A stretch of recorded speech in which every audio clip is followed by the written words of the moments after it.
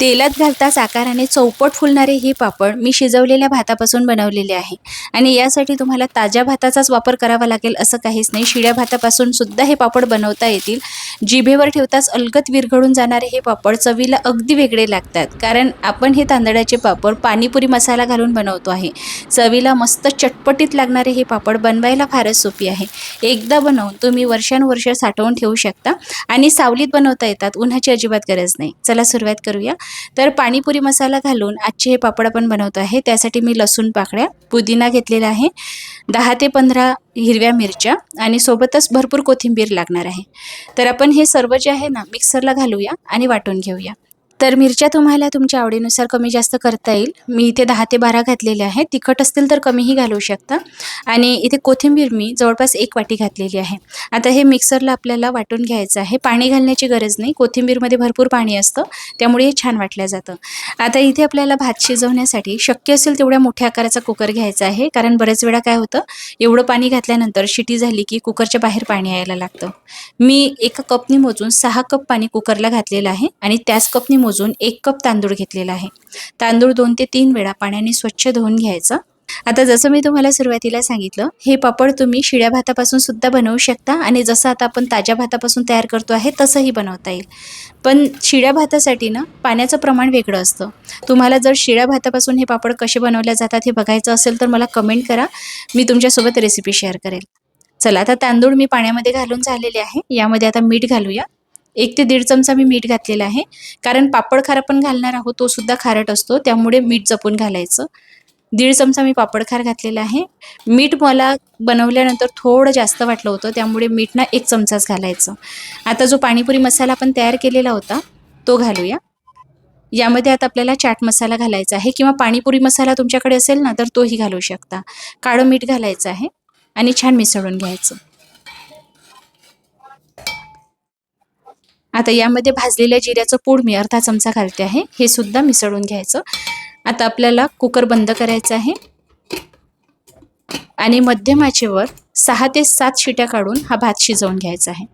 बघा, जसं मी तुम्हाला सांगितलं ना, कुकर थोड्या मोठ्या आकाराचं असेल तर कुकरच्या बाहेर पाणी येणार नाही। तर तुम्ही असं करू शकता की सुरुवातीला थोडं 1 कप पाणी कमी घालायचं आणि नंतर घोटून घेतल्यानंतर तुम्ही पाणी गरम करून यामध्ये जास्तीचं जे पाणी आहे ना ते घालू शकता। आपण 6 कप पाणी भात शिजवण्यासाठी घातलेलं होतं। एकदा रवीने हे घोटून घ्यायचं आहे। अजून आपल्याला किती पाणी घालायचं आहे ते मी तुम्हाला पुढे सांगते। बरं, शिळ्या भातापासून जेव्हा हे पापड बनवल्या जातात ना, तेव्हा ही प्रक्रिया करण्याची गरज पडत नाही। मिक्सरलाच भात वाटून पापड बनवता येतात। ते पापडसुद्धा बनवायला फार सोपे असतात। बघा, मी भात जो आहे ना रवीने घोटून घेतलेला आहे, खूप मॅश करण्याची गरज नाही आहे, थोडेफार भाताचे कण राहिले तरीही चालतील।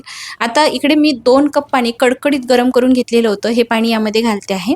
हे मिश्रण आपल्याला खूप पातळही बनवायचं नाही आहे किंवा खूप दाटसर सुद्धा नाही। बघा, आता याची कन्सिस्टन्सी बघू शकता तुम्ही, पण मला अजूनही थोडी दाटसर वाटते आहे।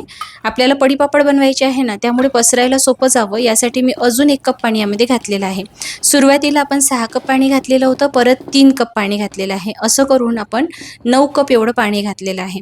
आता बरेच वेळा काय होतं की भात जो असतो ना फार जुना असतो, त्यामुळे 1 कप पाणी तुम्हाला जास्तीचंही लागू शकतं। त्यामुळे अंदाजे मी तुम्हाला सांगेल की 1 कपसाठी जवळपास 9 ते 10 ग्लास पाणी आपल्याला लागू शकतं। नवीन जर तांदूळ असेल तर 1 कप पाणी कमीही लागू शकतं।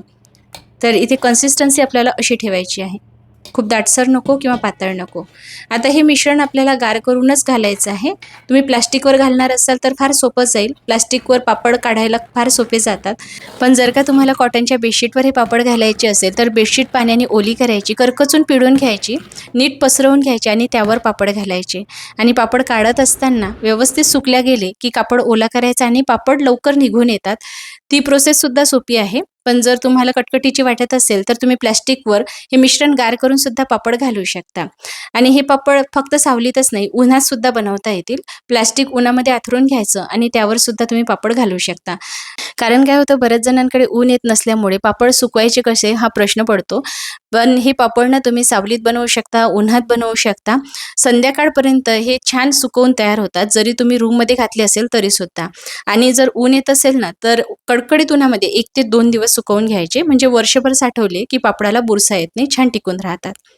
बघा असं बॅटर जे आहे ना मी प्लास्टिकवर पसरवून घेतलेलं आहे आणि प्लास्टिकला तेल पाणी लावण्याची काहीही गरज नाही आहे. डायरेक्टली प्लास्टिकवर तुम्ही असं पसरवून घेऊ शकता.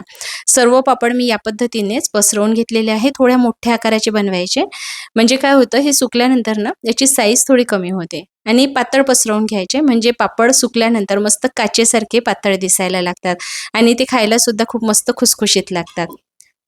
आता हे पापड मी फॅनमध्येच सुकवून घेणार आहे. संध्याकाळपर्यंतच हे सुकवून तयार होतात.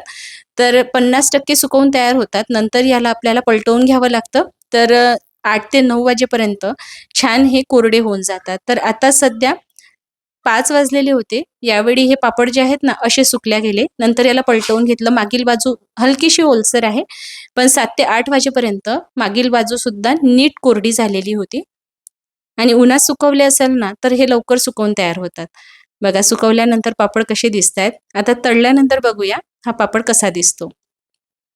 तेल छान कडकडीत गरम करायचं आणि नंतर गॅसची फ्लेम लो करायची आहे आणि नंतर पापड तळायचा. सुरुवातीला एक पापड तेलामध्ये घालून बघायचा. लाल होत असेल तर तेलाचं तापमान थोडं कमी होऊ द्यायचं आणि नंतर पापड तळायचा. बघा आकाराने फुलून चौपट झालेला आहे हा पापड.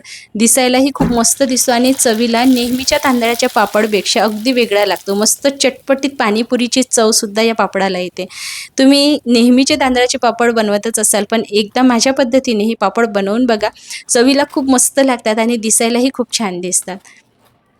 बघा हे पापड प्रत्येक पापड ना आकाराने चौपट पाचपट फुललेला आहे. जिभेवर ठेवता सलगत विरघळून जाणारा हा पापड आगळ्या वेगळ्या चवीचा आहे. रेसिपी नक्की ट्राय करा. तुम्हाला कशी वाटली मला कमेंट करून नक्की कळवा. आणि अशाच नवनवीन वाढवण्याच्या रेसिपी पुढेही बघण्यासाठी घरोघरी अन्नपूर्णा या यूट्यूब चॅनलला सबस्क्राईब करून फेसबुक पेजला फॉलो नक्की करा. लवकरच भेटूया. तोवर व्हिडिओ बघण्यासाठी धन्यवाद.